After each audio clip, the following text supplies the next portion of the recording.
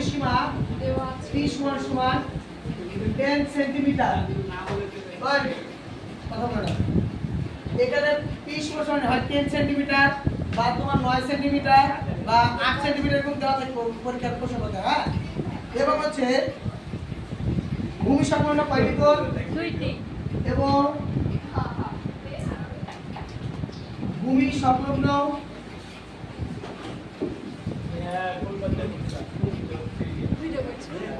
দুইটি কোণ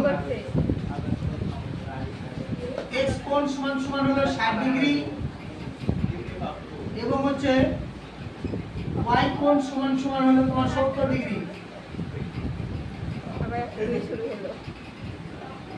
দেওয়া আছে ত্রিভুজটি আঁকতে হবে।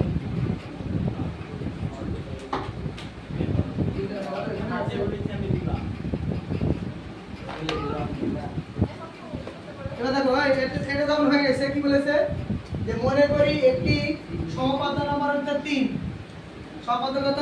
3। মনে করি একটি ত্রিভুজের পরিসীমা কত সেন্টিমিটার আছে? 10। এবং ভূমি সংলগ্ন কয়টি কোণ? দুইটি কোণ। x কোণ সমান কত ডিগ্রি? 60 ডিগ্রি। আর y কোণ সমান 70 ডিগ্রি। এবং দেওয়া আছে কি আঁকতে বলেছে? ত্রিভুজটি আঁকতে হবে। তাহলে সর্বপ্রথম আগে তোমার স্কেল নিয়ে 10 সেন্টিমিটার একটা ভাগ তোমাকে অঙ্কন করতে হবে। তাহলে p সমান সমান 10 সেন্টিমিটার দেওয়া লাগবে, কিন্তু বুঝা গেছে? এবং যখন কোণগুলো অঙ্কন করবা স্কেল একবারে বরাবর ধরে নিবা, ধরার পর সোজা এভাবে একটা আঁকা দিলা, সোজা এভাবে একটা আঁকা দিলা, আঁকার পর তুমি এভাবে একটা কোণ দিবা, এভাবে একটা কোণ, ওকে? একটা সাইড এভাবে করবা।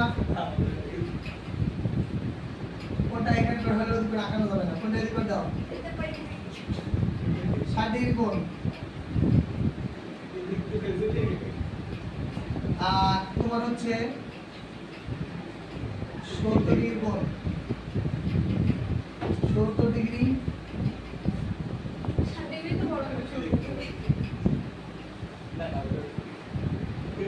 এটা হলো 60 ডিগ্রি। ধরো এটা 60 ডিগ্রি, একটা 70 ডিগ্রি, ঠিক আছে? আমি কপরের কাছে যাচ্ছি।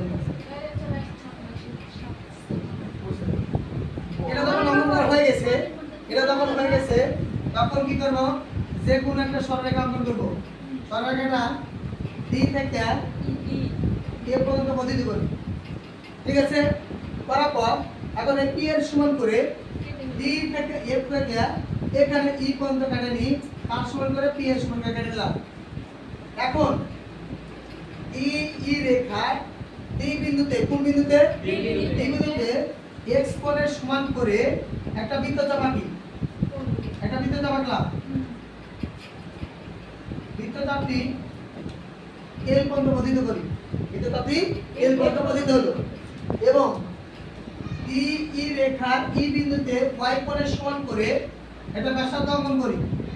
এই মাপটার পর তুমি এখানে সুন্দর করে এই মুখের মাপ নেওয়ার পর এবার তোমার কাটতে হবে। এই এটা m পর্যন্ত বর্ধিত করবে। যখন বর্ধিত করা হয়ে যাবে, D আর E রেখা, এই যে কোণ যেটা উৎপন্ন হয়েছে না, এই কোণকে সমদ্বিখণ্ডিত করতে হবে। কি করতে হবে? তাহলে সমদ্বিখণ্ডিত করার নিয়ম হচ্ছে তোমার এই দুটো মুখের মাপ কি করা লাগবে বলতো?